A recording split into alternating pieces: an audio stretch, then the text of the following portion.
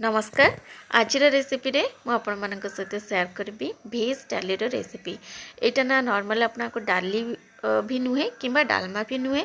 डाली को टिके गोटे भिन्न प्रणाली रे आज आम प्रस्तुत करवा। एटा गोटे बेंगली रेसिपी जहाँ बेंगली रे भेज डाल बोली कहती। बेंगली माने तंकर माने अनुष्ठान घरे जेकोसी बाहागर हो कि बर्थडे पार्टी रे गरमा गरम भात सहित खाइबापी यही डालीटी प्रस्तुत करिथांती, जहाँ खाइबापी बहुत ही स्वादिष्ट लगी है। बहुत ही सहजार प्रस्तुति प्रणाली और खाइबापी बहुत बढ़िया। आपण या निश्चय थे ट्राए करेंगे, आपन को भल लगे। नमस्कार, मु प्रीति, मो चैनल प्रीतिश रेसिपीज को आपको अनेक अनेक स्वागत। तो यही रेसिपी बनवाई आप देखिपे मुझे 1.5 कप मुग डाली को प्रथम मीडियम फ्लेम रे टिके लाल लाल करके भाजी नेली। आ 1.5 कप डाली 4 कप पानी दे गोटे डिश रे मुझे बसई देछि डाली। आ से स्वाद अनुसार लुण, अल्प टिके हलदी आ गोटे तेजपत्र देके नॉर्मल आम जमी डाली करूँ से भाई भाव में आम डालीटा प्रथम प्रस्तुत करनबा। मन रखिए डाली गोटे तेजपत्र देवे, बहुत बढ़िया फ्लेवर आसो। तो ये डालीटा देखिपे भल भाव में सीझी जाइए। आ डालीटा आपड़ के बहलिया रखिए कि पानिया रखिए से आपण डिपेंड करे। तापर ये गोटे कड़ाई रे मुझे अल्प टिके तेल देदेली। आ तेल गरम हो सारा पर ये मु काजू आ किसमिश को मीडियम फ्लेम रे टिके भाजी नौची। तो ये काजू किसमिश भाजी सारा पर या बाहर करनबा गोटे जगार। तापर ये आम कि पनीर को भी भाजी नबा। तो पनीर गुड़ी को एकदम छोट छोट करके काटिबे, जेहेतु आम यहाँ डाली जगार बनाऊे। तो ये देखो पनीरटा भी टिके हल्का भाजी हो गलानी। बर्तमान या भी आम बाहर करनबा।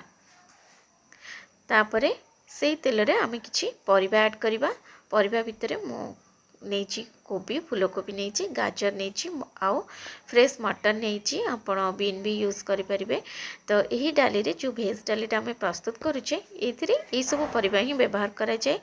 आलू, बैगण, कखारु ये सब व्यवहार हुए, कारण ये सब माने आम डालमा जो सब परिबा व्यवहार करूँ से माने से परिबा ये डाली रे आम व्यवहार करवानी। केवल कोबी, गाजर आउ बीन भी आप व्यवहार करें। ये मु फ्रेश मटन नहीं।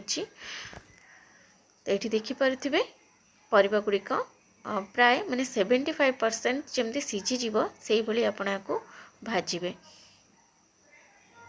तापरे परिबा गुड़िक आम ये बाहर करनबा। से कड़े आउ अल्प टिके मुझे तेल दे दूची। तापर ये आम ऐड करवा 2 खंड दालचीनी आउ प्राय 2-3टी गुजराती देची। से अल्प टिके जीरा देदेली। तापर ये मुझे ऐड करुच्ची गोटे बड़ चामच बाटिकी रखि अदा। अदा को तापर आम या भल भाव में मिक्स करनबा। से आम दबा गोटे मु छोट साइज टमाटो नहीं। ता सहित 3-4टी कंचा लंका को काटी देची। टमाटो और कंचा लंका देकी टिके नाकु कषिबा, माने अदार टिके हल्का कंचा गंधटा गला पर्यंत भाजबे। तापर से मु गोटे टीस्पून हलदी गुंड और गोटे टीस्पून लंका गुंड देकी भल भाव में टिके नाकु गोले नौची, जमती माने टमाटोटा टिके नरम है पर्यंत और अदार कंचा स्मेलटा गला पर्यंत आपको भाजीदबा। तो ये देखिपे एकदम टिके कषा कषा टाइप रहीगलानी और तेलटा भी टिके सेपरेट हो गलानी।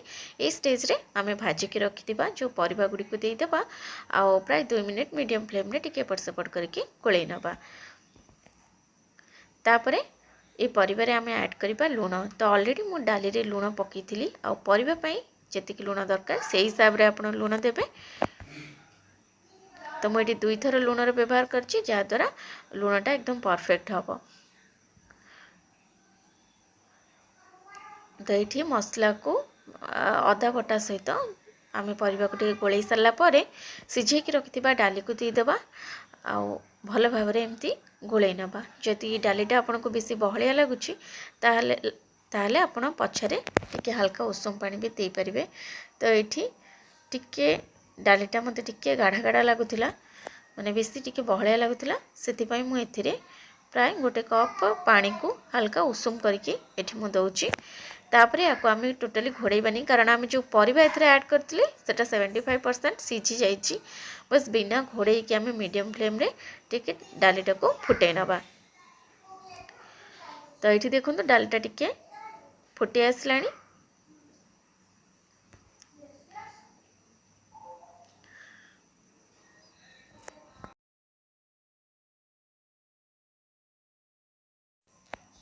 डालीटा भल भाव जितेबाला फुटी आसो से आप भाजिकी रखि पनीर काजू और किसमिस को देदेवे।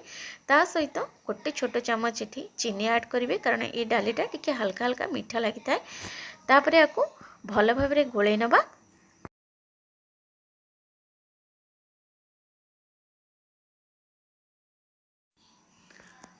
तापर एकदम लास्ट रे आम ये गोटे छोट चामच गरम मसला गुंड दबा। आपन जदि घीर फ्लेवर भल पाँच ताहले ओल्हेवा पूर्व गोटे चामच घी भी ये ऐड करें, बहुत भल बास्ना आसो। तो मुझे आउ घी देनी, केवल गरम मसलार व्यवहार करछि। तो ये आमर एकदम टेस्टी भेज स्टाइल रेसिपी रेडी हो जाइए। आपड़ जदि आगु के ट्राए करना ताहले निश्चय थे प्रस्तुत करके देखूँ।